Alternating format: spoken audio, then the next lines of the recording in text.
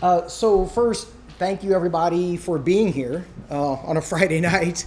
And thanks to the Consciousness Hacking organization and Mikey and Josh Meadows, Josh Fields for really kind of making this happen. And I really appreciate the opportunity. So I'm going to dive in because I've got really way more material than we have time for. And so I want to cover as much as possible. So the idea is going to be to cover about 45 minutes-ish of content and then have some time for questions and answers, and then we'll move into more of the discussion for the evening in smaller groups.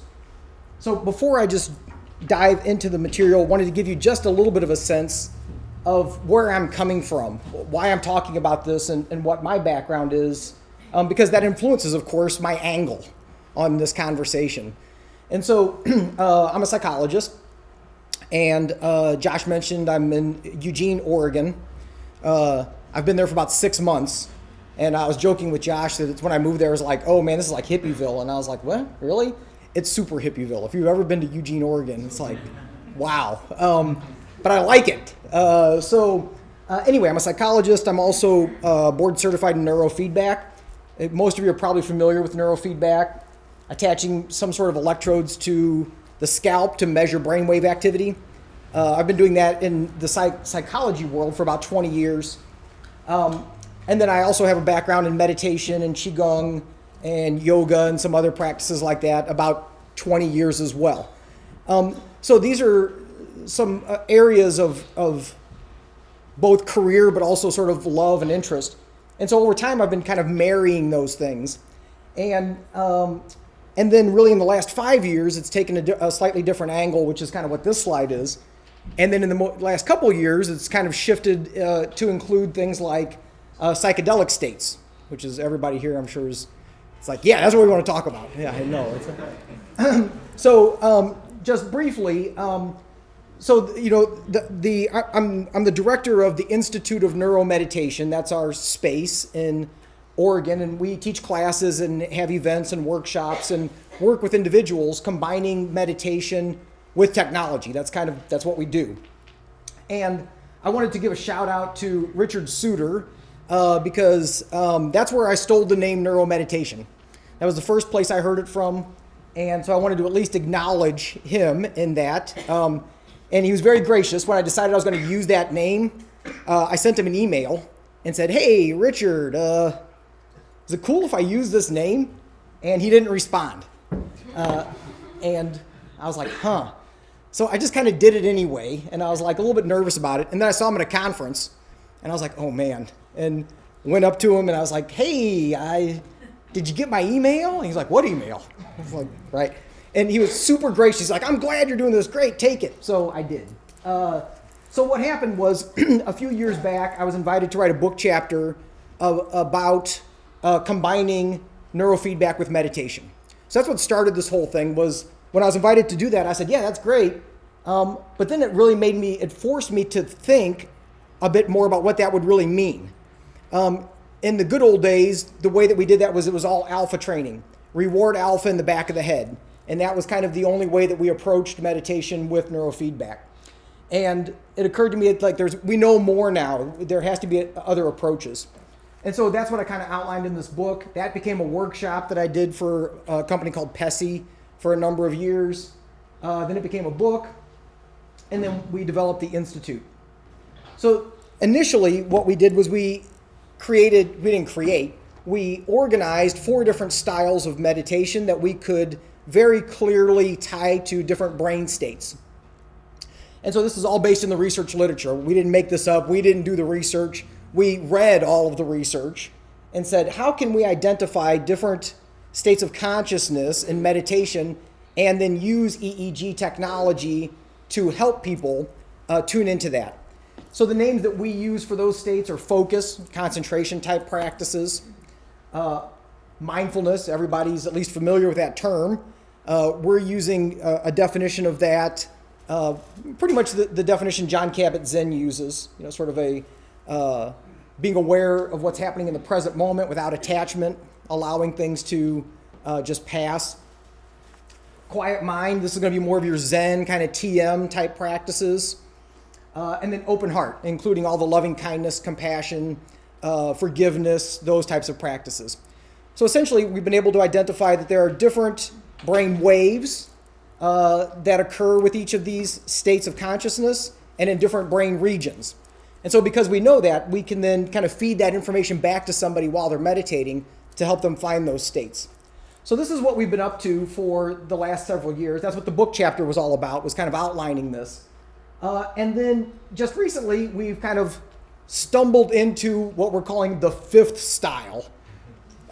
We keep changing what we call this. So sometimes it's altered states, sometimes it's deep states. I like deep states. The only reason I'm hesitant to use that is because that has another connotation in neurofeedback. Well, it has a lot of connotations, apparently. But in the neurofeedback world, deep states means something slightly different than the way I'm using it.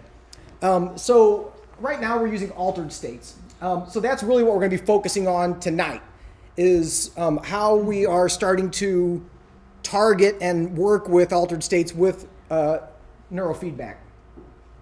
So first we have to do a little bit of background of how and why we're looking at this and how we're approaching it, really. And so it all sort of begins with all of the recent research that's been done with psychedelic medicines. Many of you, I'm sure, are familiar with a lot of the research, a lot of it being done by Robin Carhart Harris and his group.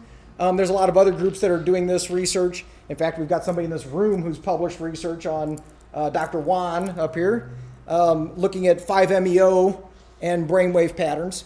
So anyway, one of the things that's very interesting is if you take all of that research and kind of boil it down, there's differences for sure. And actually, we were just talking about that. Might be a good discussion later.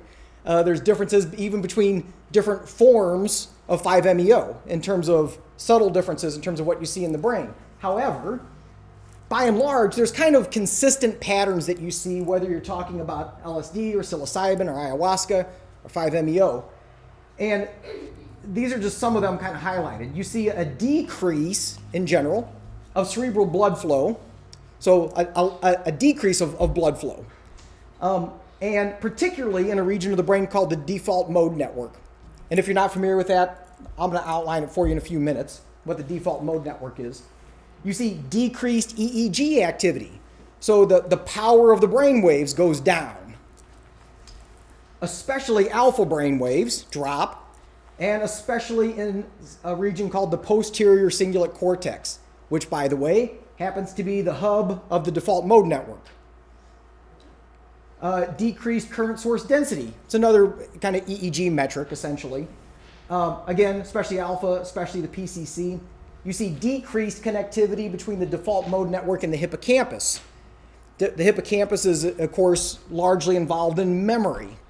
So this is interesting. And again, when we get into brain structures in a second, this will be more important. And then this is one I just kind of added on. This wasn't on my original slide, but there's enough research now, I think, that it deserves a little bullet point that you do see, especially with certain things, ayahuasca, 5-MeO for sure. You see increases in high beta and gamma. So it's interesting. All of the other brain waves tend to drop, except high beta and or gamma, and they tend to come up a bit. So obviously this is going to be important for us, thinking about how do we take this and apply it to neurofeedback. We need to understand what the brain waves are up to and where and why. So just by way of example, I want to sort of make it a little bit more concrete. This was somebody we did a little case study with last year, and somebody that has a lot of experience working with various medicines, but especially 5-MeO, had done quite a lot of 5-MeO. At the point that we did this case study, this person had not used 5-MeO at all for 18 months. So this was the first time in a long time. And so we were, it's like, well, hey, let's map your brain. Let's hook you up, see what it looks like at baseline. And then let's see what it looks like after, while you're smoking 5-MeO. And so we took that data and essentially compared them. And this is kind of a snapshot of what we got. So what you're looking at is the difference. These are little difference maps between before and during. And so green means there was really no change. It was about the same. If there's blue colors, it means there's a decrease of activity. And if there's brighter colors like red, there's an increase of activity. So you can see here that there was a decrease of delta, a decrease of theta, decrease of alpha. Beta didn't do a whole lot. There's a little, that could be some artifact, some sort of eye, something that snuck in there, eye wiggles or something. But you see back here at the occipital lobe, there's a little bit of an increase of activity. Same thing with high beta. And then look at gamma. It's like, whoa, huge increase of gamma, especially on the right side, which may also be important. It's at least interesting. So I just wanted to bring this up because this is, this is one person, but it mimics exactly what you see in a lot of the research literature, or at least pretty close. When you break it down, so there's a technique that we use with EEG. It's called SLORETA. And essentially what it allows you to do is extrapolate from the surface down into deeper brain regions, kind of like an fMRI, so that you can see the activity where it's coming from in deeper brain regions. Now, you can't get all the way down to certain regions that you can with an fMRI, but you can still see a lot. And so this was the same person, the same data set, but we just used that SLORETA technique to say, well, what about some of these regions that we think might be important connected to the default mode network, for example? So the inferior parietal lobules are connected to the default mode network. And you can see, especially on the right side again, so for whatever reason, this person had a lot of shifting on the right, much more so than on the left. The Precuneus, that's part of that hub of the default mode network back here. You see that decrease. And then I looked at the insula. The insula is involved in a lot of things, but partly what it's involved in is awareness of emotion or basic emotional expression. And I wanted to look at that because this person had a very emotional response to their experience at the moment. So I wanted to see, I wonder what the insula is up to. And it's like, whoa, it's lit up. And by the way, the right side of the insula tends to be more felt emotion, like you feel it in your body. Like when you have heartache and your heart hurts, that's the right side. If you're thinking about emotions, that's more on your left side. So clearly he was engaged with, a bodily expression of emotion. So let's break this down a little bit. Let's talk about what the default mode network is and does. So the default mode network, let me back up one step.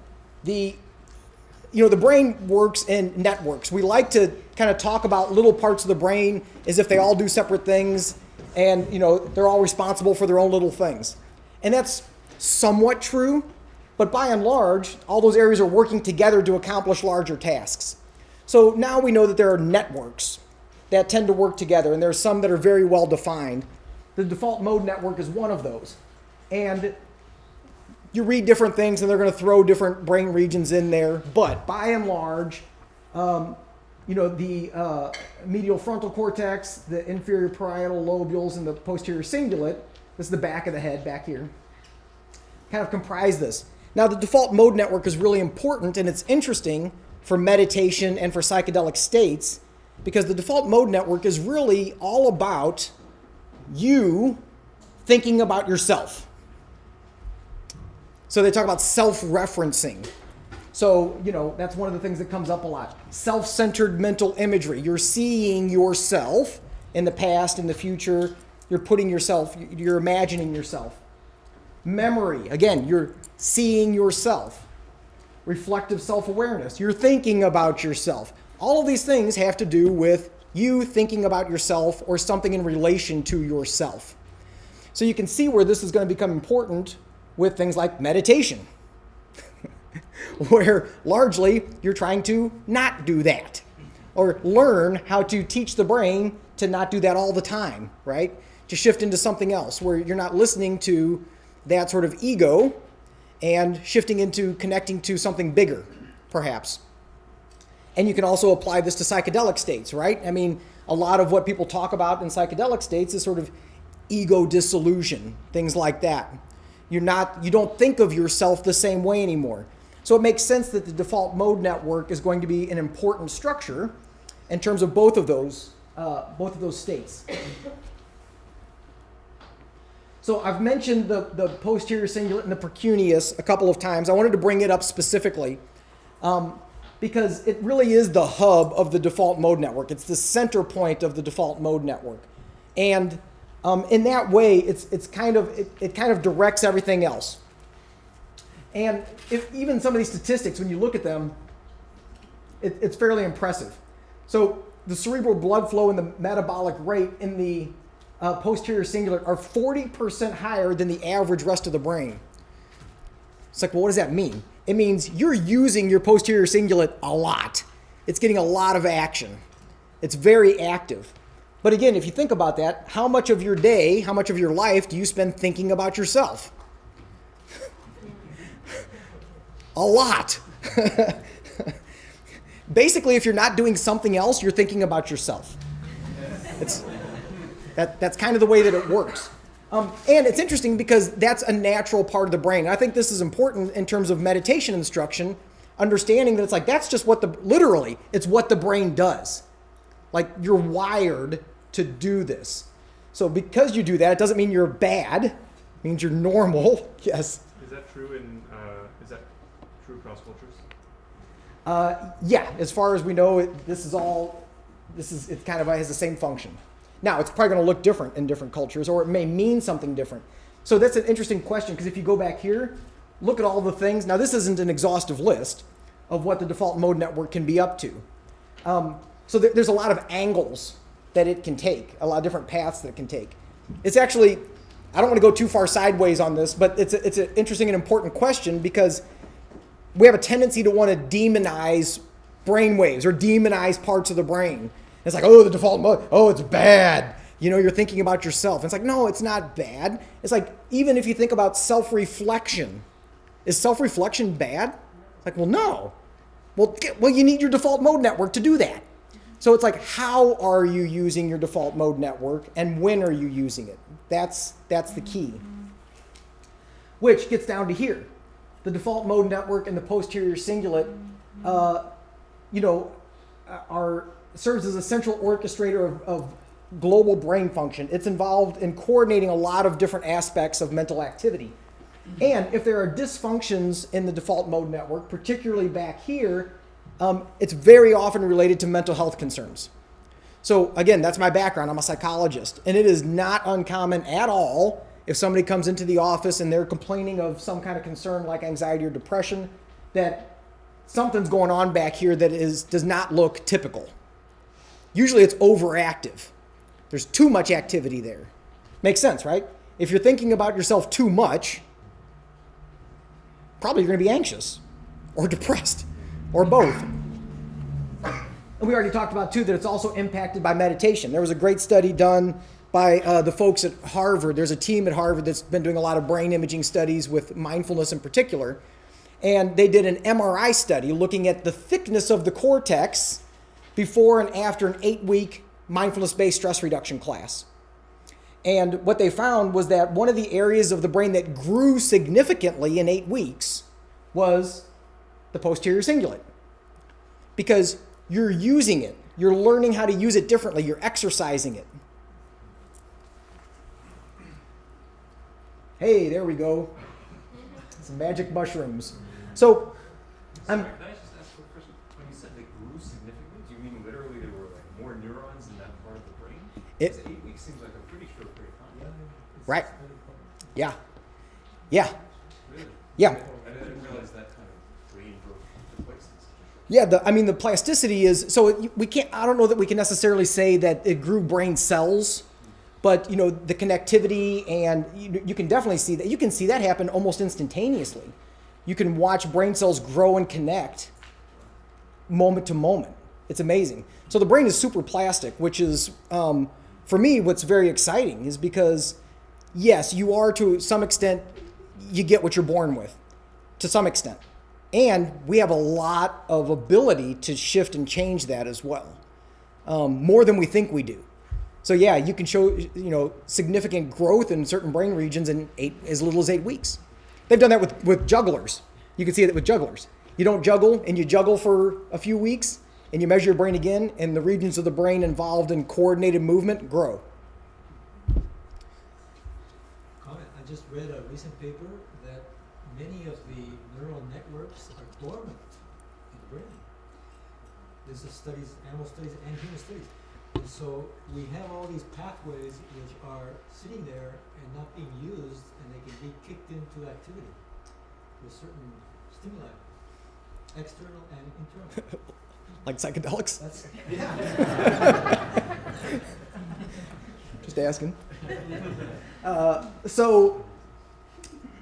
So back to this. So I mentioned Robin Carhart Harris. He really, I think, deserves a lot of credit for really launching kind of where the field is going right now with psychedelic medicines. I mean, he is a publishing machine. I mean, I think he's already, 6 or 7 really solid, really well done psychedelic medicine articles where it's a very controlled environment. They're measuring the brain and using all kinds of different technologies, really sophisticated stuff. Anyway, this is one of his earlier studies with psilocybin, and I bring it up here because of its connection to what we've been talking about with the default mode network. So in this one, they were looking at blood flow patterns, and their hypothesis going into the study was that people who were using psilocybin, a significant dose of psilocybin, would show an increase of blood flow in the default mode network. That was their hypothesis. So this is before we really kind of had a good sense of what was going on here. And, I've read that article multiple times, and he doesn't really say why that was the hypothesis. He just, that was the hypothesis. My guess is that, again, if you have to think about it, it's like, okay, wait a minute. We know that people who have big psychedelic experiences, they think about themselves differently. Okay. Well, if you just kind of think about that, it's like, wouldn't that suggest maybe an increase of activity in that region? It makes sense. It's sort of a logical way to think about it. I don't know that that's what he was thinking, but it makes sense. Anyway, here was the conclusion, and this is from the paper. The high normal metabolic activity of the posterior cingulate and the default mode network with which it is associated has led some to speculate about its functional importance, positing a role in consciousness and high-level constructs such as the self or ego. Indeed, the default mode network is known to be activated during self-referencing and other high-level functions linked to the self-construct. So the reason that I'm highlighting this is because really more and more we're starting to kind of think about the default mode network as being the sort of physical material of the ego. It's how we think about ourselves. It's our identity. It's your sense of self. That's the brain that's kind of doing that. That's constantly telling you who you are. And so this becomes really important in terms of what happens when you disrupt that. So that's kind of part one, kind of thinking about this and thinking about, okay, you can see where I'm going with this. It's like if I'm thinking about neurofeedback, and it's like, okay, we've already identified a few things that might be important. How do we get to the default mode network? That's kind of key, right? We got to figure out how to get to that. But there's other pieces that are important as well. And so one of these is this idea of, because again, my background, I'm a psychologist. And so it's kind of like, well, what's the point exactly? Sure, it can be fun to experience different states of consciousness, but what's the point? Why am I doing this? How does this help people? And so there's actually some research, some of the other psychedelic research has shown that people who report a mystical experience during their psychedelic journey are much more likely to show positive mental health outcomes. There's a very strong correlation between mystical experience and positive mental health outcome. So when you think about that, it's like, okay, another study looked at it and said the strongest predictor of a mystical experience was a decrease of alpha and delta in the default mode network back there at the posterior cingulate. So now we're getting even more specific, right? It's like, okay, decreased activity in the posterior cingulate, but now it's like, well, actually alpha and delta seem to be kind of the biggies there if we're really trying to go for something big that's going to have a big therapeutic outcome. And then we have to bring up gamma waves because those are the only ones that seem to increase. And they don't always increase, but they increase often enough that it's important. So gamma, is kind of the exciting kind of newish brainwave that everybody's all excited about now and wants to talk about. When I first got into neurofeedback, gamma didn't even exist. Well, it existed, but nobody talked about it, And still, you pick up a book and it'll say something like, there are 4 brain waves, delta, theta, alpha, beta. That's super way oversimplified, by the way. But now people are trying to say, oh, there's 5 brain waves, delta, theta, alpha, beta, gamma. Gamma's getting a lot of attention. It's pretty much the fastest brain wave that we're really doing much with right now. By the way, we know the brain goes faster than that. We know it goes a lot faster than that. But just like a few years ago, we weren't measuring gamma because we didn't have the equipment and we didn't know what it did. Well, we're not measuring 100 hertz in the brain because it's kind of like, we are, but most people aren't. How much is a lot faster? That's what I don't know. I know that people are going up to 100.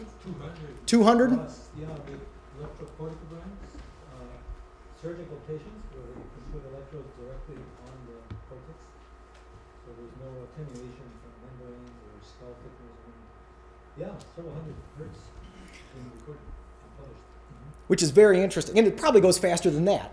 But technology, right? I mean, it's like we're kind of limited by that and limited by our understanding. What you're seeing now is that people are starting to call gamma, I put 35 to 50 hertz on here, which is fairly safe because a lot of the research kind of wants to center around 40 hertz. So 35 to 40, it gives you some wiggle room. But now you're seeing people talking about gamma being anywhere from 30 up to as far as they go. And again, to me, it's like, I bet there's other stuff going on in there. It's probably not just gamma. There's probably some other more subtleties that we want to pay attention to. Anyway, I wanted to bring up gamma because one of the reasons that it's getting a lot of attention is because of some of the things it's associated with and that we're finding it connected to. And so here's some examples. Well, first let me kind of give you just a quick overview. So certainly gamma is involved in conscious attention. So you'll see increases of gamma when you're engaged. If you're measuring the frontal lobes and somebody's focused on a task, you're going to see some gamma increase there. It's like, okay, well, that's not super special. You see that with other brain waves as well. But it does seem to have this property of being associated with what they call the binding problem. So it's taking all of the information and bringing it together in a way of sort of a higher understanding.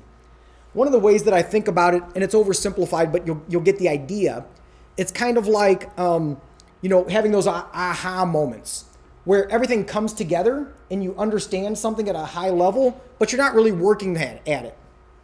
You know those moments? So to me, that feels a little bit more like a gamma moment. You get this little gamma burst where it's like you get it at a very high level. And that connects to some of the research that we see. You see this super increase of gamma activity in, for example, expert musicians when they're listening to music. Expert musicians, when they're listening to music, they understand music at a very high level. I love music, and I can promise you there's no gamma when I'm listening to music. It's, you can love it all you want, but you don't understand it at that level, right? Or expert meditators. So there's been lots of research with this lately showing increases of gamma activity in, Tibetan monks when they're doing a compassion meditation, for example. So these are monks, that's their job, is to meditate, all day. And so it's like they're very good at it, presumably. And so with them, you're seeing these huge increases of gamma. Again, you don't necessarily, in fact, you don't. There is research looking at expert meditators versus novice meditators. You do not see those patterns with the novices. You see it with the experts. There's a different level of understanding. You see it in lucid dreaming. That's interesting. You see it with ayahuasca, which we already mentioned, and with 5-MeO. And you see it in the dying brain. So I've got a little asterisk there because this was done with rats. So just a caveat. At the moment of death, and shortly thereafter, there was this huge burst of gamma activity. This is all curious. What does this mean? And it's like, well, we don't know, but it's interesting, isn't it? So when we're talking about altered states neuromeditation, what are we talking about exactly? Well, obviously we're going to hook somebody up. We're going to put some electrodes on their head or a cap on their head. Like in this, here I've got a cap on my head. It's got 19 electrodes on it, so you can measure everything, or at least pretty well. And in general, this is the basic formula. You'll see in a few minutes that we can get much more complicated with it. We figured some things out. But at a bare minimum, we're using EEG biofeedback to target certain things. And we are using evocative music that's going to assist in moving into that state of consciousness. Very helpful. There's been a lot published recently, you've probably seen, of how important music is for psychedelic experiences. And if you have the right kind of music, it can totally change the experience. I'm sure none of you have ever experienced that, but...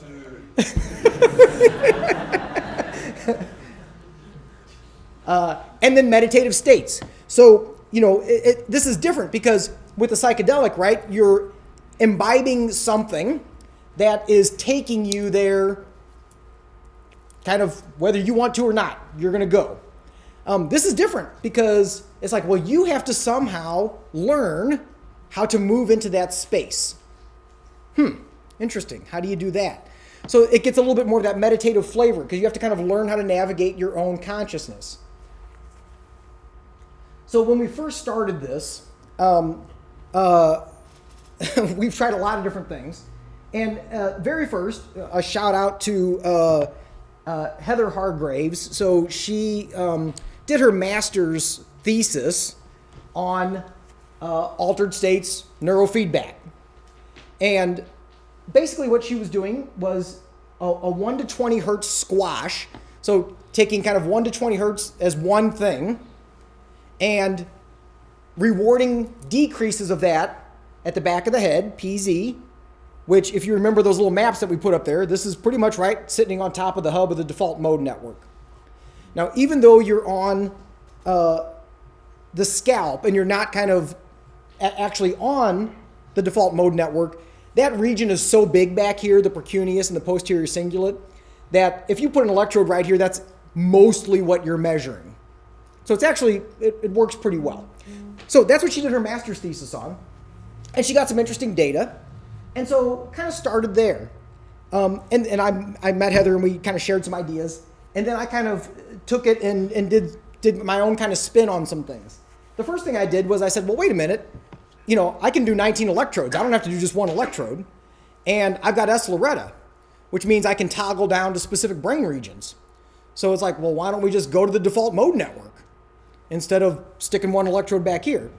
So that was kind of the next thing. It's like, what if we do 1 to 20 kind of just with the whole default mode network?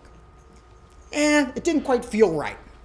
So then I backed off and said, well, what if I did the Precuneus? So again, back here, but kind of targeting that region specifically. That worked pretty good. And then this was probably the biggest thing that made the biggest difference. It was like, what if we separate the bands? Instead of putting 1 to 20 hertz and just collapsing everything into one giant band, what if we broke them apart and said, well, let's inhibit everything. Let's inhibit delta. Let's inhibit theta. Let's inhibit alpha. Let's inhibit beta. Let's inhibit all of them, but do it separately. So that you have to... Here's the reason why. Here's the reason that this is important. Is because if you have a 1 to 20 hertz band and you say, I want this to go down. Well, guess what? You could, for instance, let's just pick something. You could take your delta down and everything else could stay the same, or it could even go up and you're still getting rewarded. There's too much wiggle room. With 1 to 20 hertz, your brain can do all kinds of stuff that you don't really have a way to monitor.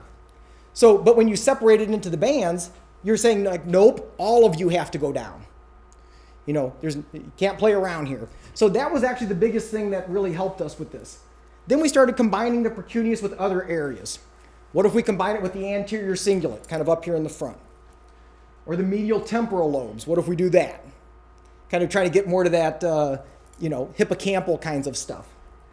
What about coherence? Can we play with coherence? We didn't even talk about that earlier, but coherence is really an issue of connectivity, to kind of simplify it. How different brain regions work together. And so it's like, can we influence that along with this? I'm still working on that aspect. So these were some of the ways that we've kind of targeted this. So what I wanted to do was show you a little bit of a playback of a session so that I can kind of talk you through it and you can kind of see what it would look like. So give me just 1 second here. So this is a playback of an actual session with somebody. That's just the raw activity, and you can see there's some massive alpha in there. If you know what alpha waves look like, that's these guys right here. Those giant sort of sinusoidal, really pretty looking waves. It's a little bit messy on the screen here because it's kind of shortened. But, and let me put some audio feedback on as well. So one more second, and then I'll kind of walk you through this. Okay, so let me explain what we're doing here. So all I do is switch tabs. So you can see down at the bottom there's a bunch of different tabs where I can look at different things. So at first we were just looking at the raw EEG down here. So that was just, that was just this. We can actually use that SLORETA to look at specific regions and a live 3D. So this is looking at delta in the posterior cingulate. So, we can do that. And we'll come back and look at that in a minute. But this, for me, is the most important screen because this is where I'm kind of working with those feedback thresholds. And I'll explain what I'm talking about in a minute. So this protocol, I'm looking at 4 things. So I've got the default mode network identified as one region that I'm interested in. And it's the 1 to 20 thing. It's like, okay, I want everything between 1 and 20 in the default mode network to go down. So there's a hard line right there. That's the threshold. It's not moving. And then there's a squiggle line. The squiggle line is this person's brainwave activity. It's this person's 1 to 20 hertz in that region. And it goes up and it goes down and it moves around and it shifts because your activity is always changing in your brain, right? So the idea is that this squiggle line representing her brainwaves would have to go below this line. That's the inhibit. You're rewarding it for going down below a certain level. Does that make sense? Okay, here's alpha in the posterior cingulate. So you can see where the alpha's at. By the way, alpha is often very strong in that region. That's kind of where it lives, and it can be very strong. Now, you already saw she had a lot of alpha. So, her alpha activity is going to be pretty high. The threshold, we still can't quite see it. The threshold's down here somewhere. Here's beta in the same region. I want that to go down. And then here's delta. Let me see why I can't see those thresholds. Oh, actually, they're on there. They're just dark purple.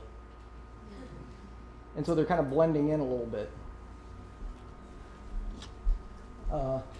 Yeah, you can't even see. Here, there's a line right there. It's just dark purple. And this one is down here somewhere. It's way down here.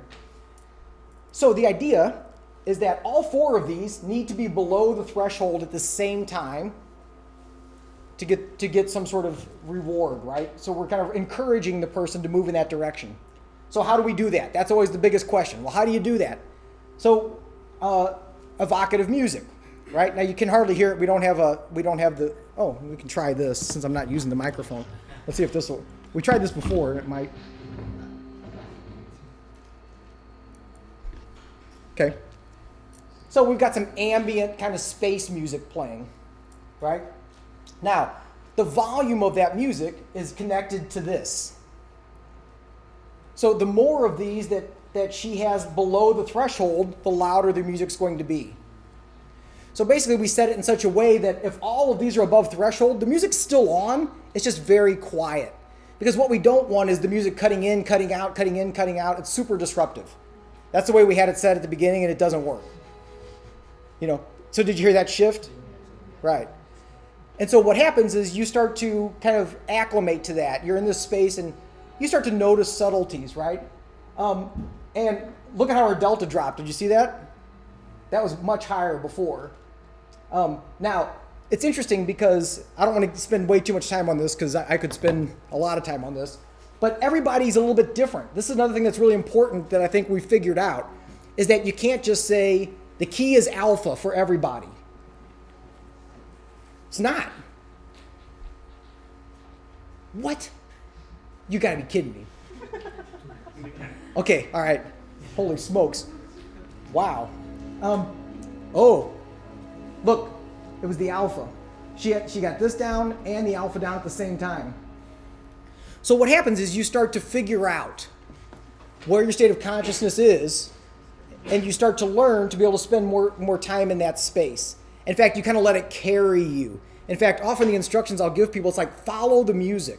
And they're like, what the hell are you talking about? And it's like, you'll see. Because if you try, it's like meditation. If you're trying to meditate, you're probably not meditating. You're probably just making yourself crazy. It's like, just meditate. And so it's like, if you follow the music, you're actually following that state of consciousness. You're just allowing your mind to go there on its own. Some people are much better at it than others. You can imagine.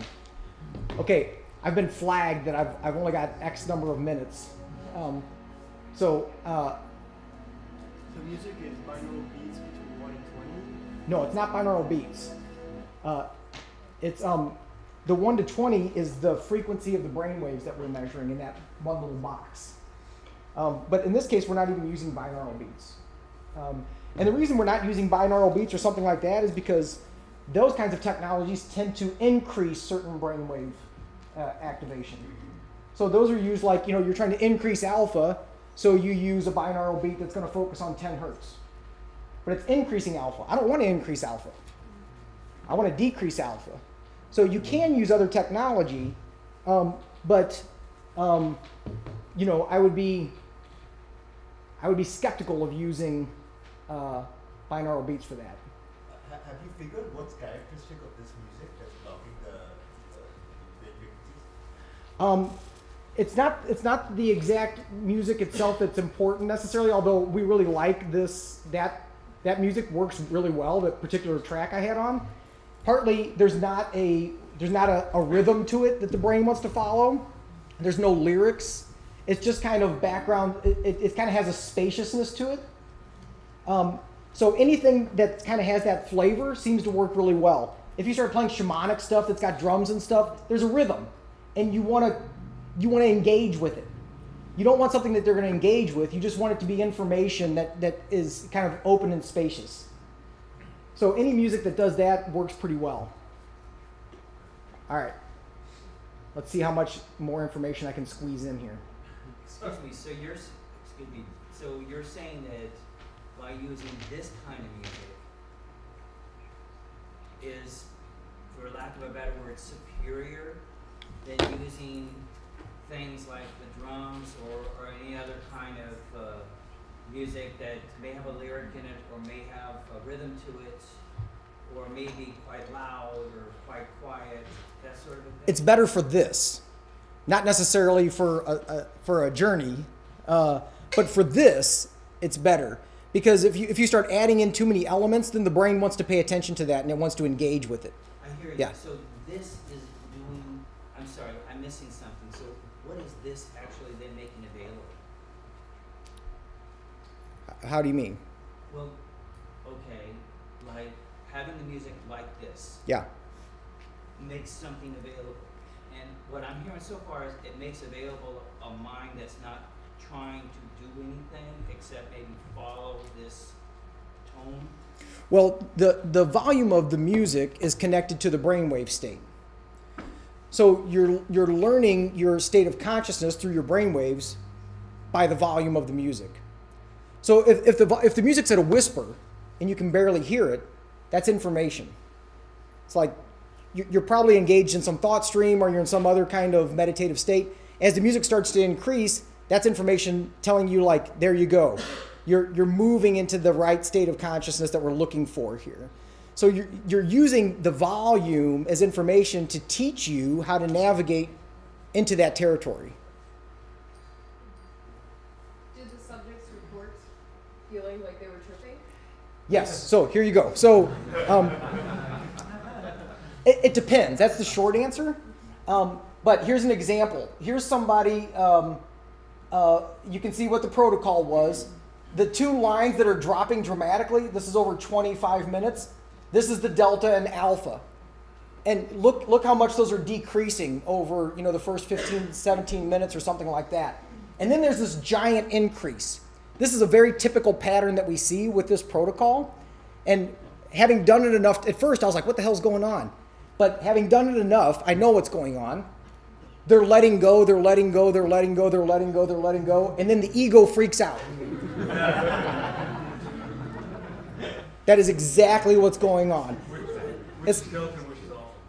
I'm sorry? Which is delta and which is alpha? Let's see. The delta is pink. And alpha's green. Alpha's green, yeah. Yeah, so this is interesting because what we're starting to see is that the delta and the alpha have a inhibitory effect. They inhibit certain things, and then when you start to disinhibit, that's great for a while until the ego starts to get uncomfortable. And then it wants to resume control. And so you see this pattern consistently. So with this session, this is what the person said. So immediately after, I said, what was going on for you during the session? Because I'm just watching numbers and stuff. I don't know, they're just laying in a chair. I don't know what's going on. And she said it was hard to describe. She felt like she was flying very fast, would slow down, viewing the Milky Way from different viewpoints, seeing the planet throughout humanity's progression. It's like,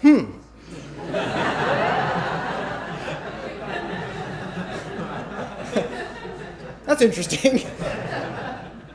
Felt a collective feeling, communication of thoughts swirling around like visible energy, but couldn't quite understand them. Felt like I was remote viewing, experiencing parts of something yet parts of nothing. All of this was happening at once and yet not at once. And then she said she felt like she was slammed back into her body and felt self-sadness at being bound physically. So it's like, okay, all right, interesting.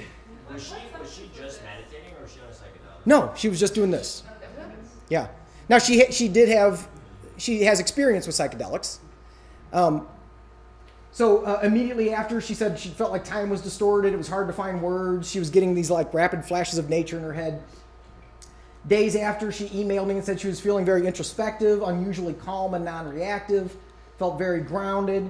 And she didn't tell me this at the time, but when she was coming into the session, she had a migraine coming on.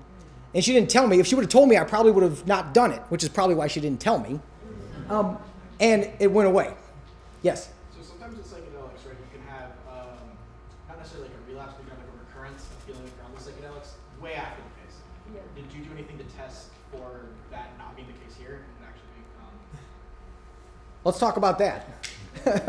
So I got to jump ahead anyway because I don't have enough time. So this, I think, might address that. Yeah. So another interesting question that has come up with other people that I've been working with is, could you use this as a way to reactivate a psychedelic state if you've had experience with something big, something like 5-MeO, where it's a very big, powerful experience and people often are, at least sometimes, will experience a reactivation spontaneously. So it's like, could you facilitate that? So we've looked at that a little bit. That's something we're still kind of checking out. But I've had several different people who have had a 5-MeO experience and come in to see me sometime afterward. And then we've tried this to see what would happen. I want to show you, this is just one person. They came in twice. So demographics real quick here. The first time that he came in was after the first time he'd used 5-MeO. It was about a month after the first time he used 5-MeO. The second time he came in was 4 days after he had had a 5-MeO experience. And so after the session, I had him fill out the altered states of consciousness rating scale about the session that we just had. And so if you're not familiar, this is a scale that's used in a lot of psychedelic research to kind of get a sense of the subjective experience. And what I did on this chart was I compared his responses to research that's out there with psilocybin and MDMA. So the orange and the purple lines are psilocybin and MDMA. The white line and the brown line are his responses. The white line was the first time he came in, and the brown line was the second time he came in. So you can see he had some pretty high ratings for things like bliss, insight, disembodiment. His disembodiment was very high both times.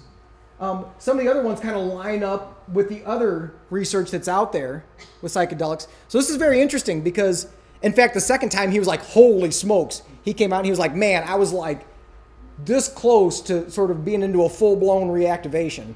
It's like he didn't feel like it was totally there, but he was like, man, I could like taste it. And it's like, okay, interesting. And so this is somebody that doesn't have experience with neurofeedback, which is also important because it's like doing a float tank. You know, probably many of you have done a float tank. And the more you do a float tank, you learn how to work with the experience. You can go deeper because you know how to work with it. Neurofeedback's kind of that way. The first couple times you do it, it may or may not do much because you're still trying to learn the ropes and how to do it. So this was encouraging. So this is something we're still exploring.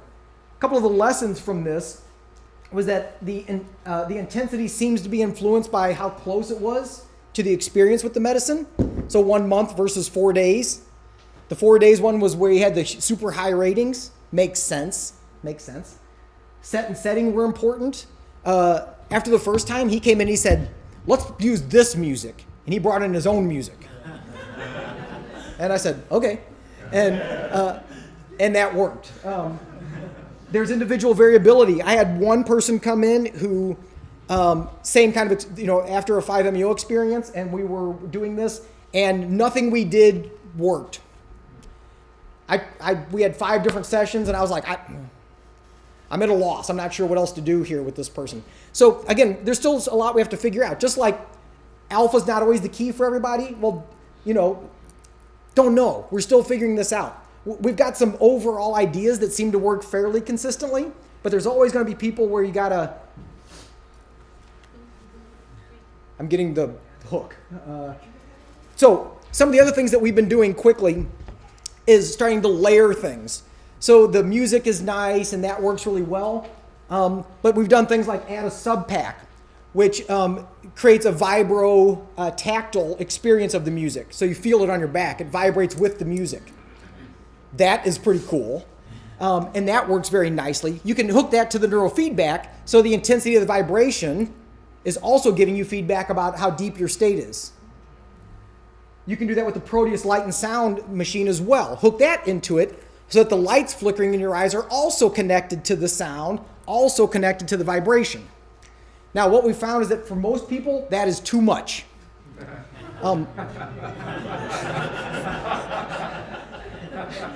Most people like 2 things. They don't like 3 things. Lights are mostly driving entrainment, right? Well, but these are kind of dancing with the music. Oh, okay, so it's not. So it's not driving, yeah. But it's just a lot of stimulation. Using things like more invasive kind of pushing the brain in certain ways, either using photobiomodulation or low power repetitive transcranial magnetic stimulation. With other medicines, so we've been looking at what happens if you microdose and do these sessions while microdosing. That's interesting. Or using cannabis prior to a session. And those all seem very productive, potentially. So those are things we're working with. And then, of course, virtual reality, seeing how that can be incorporated. So we're going to have time to visit as a group, and I'm happy to talk with any of you individually. If you're interested in kind of going further with some of what we're up to, we offer 3-day workshops teaching people how to use not just the altered states, but all 5 of the states that we work with neurofeedback. The most recent one, this one actually just sold out. If you want to go to Mallorca or Germany, we've got some coming up. I also was talking to somebody before our session tonight, and if there is interest, I would be totally happy to come down in San Francisco and do a workshop. So, yeah.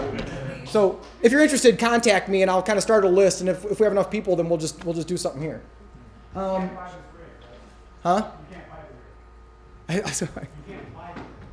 Can you buy your setup, the neurofeedback setup? Yeah. The equipment's not mine. I just buy it from another company, and then I've developed the protocols. And then when people come to the workshop, I give them all the protocols. I give them all the stuff. You have everything you need. I did it. I only skipped about 6 slides. So, yeah. Oh, thank you.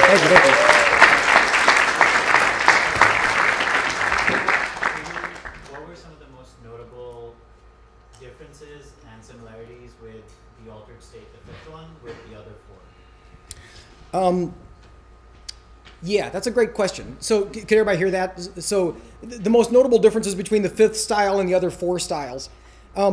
The other 4 styles, there is some level of effort involved. I'm so cautious to use that word because with meditation, it's like, But you are directing your attention in a very specific way, with the other styles.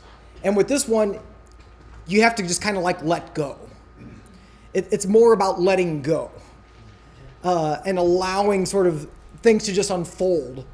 So you're not really directing your attention, but you do have to learn how to sort of move into that territory. It's a weird space. I didn't fully answer it, but that's probably the best I can do. There was yes, yeah. So I just had a question. Are the subjects that you're working with, are they defined at all, or do they have expectations of what they should feel or think? So when you interview them, do they already have a sense of what they think you want to hear, or do they not really know what they're getting into? You're right. So that's a great question, and I want to say a couple of quick things about it. One is, so the quick little case study that I put up, I would not say that that's the typical response. So somebody having this like pretty much sounds like a psychedelic experience, I would say that's more atypical. So a lot of times people will do the experience, their brain waves go down, it looks really good, and they come out like, how you doing? And they're like, fine. It's like, anything interesting happen? It's like, no. They're like, okay. So it's interesting because, and that's where some of the other technologies come in. When you layer some of the things, you can kind of facilitate a little bit of a more letting go. So even though they can shift their brainwaves, they're still not letting go fully in some way. And so adding that stimulation seems to kind of help with that. The other part of the question, do they have an expectation coming in? By and large, no. And partly it's because the way that, especially at the beginning when I was kind of experimenting, I was very careful about who I chose to work with that. And I told them, it's like, we're just trying something here. So, we didn't really have expectations. The other people that I work with, I have different reasons for going into these states. So I didn't get to talk about that a whole lot, but don't look, Josh.